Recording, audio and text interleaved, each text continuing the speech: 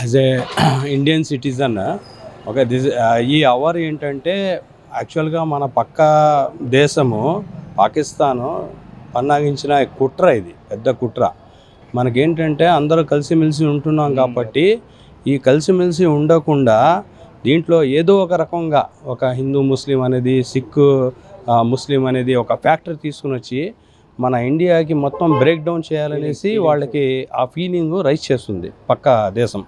Okay, దాంట్లో ఇప్పుడు దీనికి తగ్గట్టే సోఫియా ఖురేషి అసలు ఇంటెలిజెన్స్ ఇండియన్ ఆర్మీ తీసుకున్న డిసిజన్ అల్టిమేట్.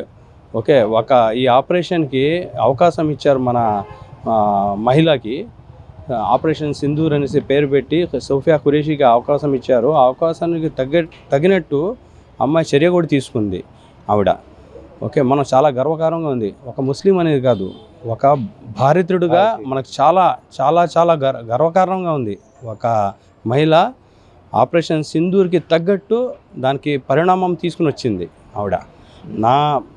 నా రిక్వెస్ట్ ఏంటంటే అందరూ భిన్నత్వంలో ఏకమత్యం లాగా అందరం కలిసిమెలిసి ఉండి ఈ అవర్లో అందరం ఏంటంటే ఈ పక్క దేశానికి చేసిన ఈ పన్నాగానికి మనం సక్సెస్ అవ్వకుండా చూసుకోవాలి. మనం అందరం కలిసిమెలిసి ఉండాలి.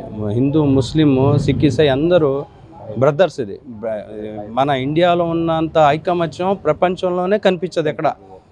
ఇండియాలో మన ముస్లిమ్స్ చాలా సేఫ్గా ఉన్నారు, హ్యాపీగా ఉన్నాం, చాలా సేఫ్గా ఉన్నాం. ఈ సెంటిమెంట్ ఏంటంటే వీళ్ళు రాంగ్గా ఇది ప్రాపగేట్ చేస్తున్నారు. అది అలా అవ్వకుండా చూసుకోవాలి అందరం.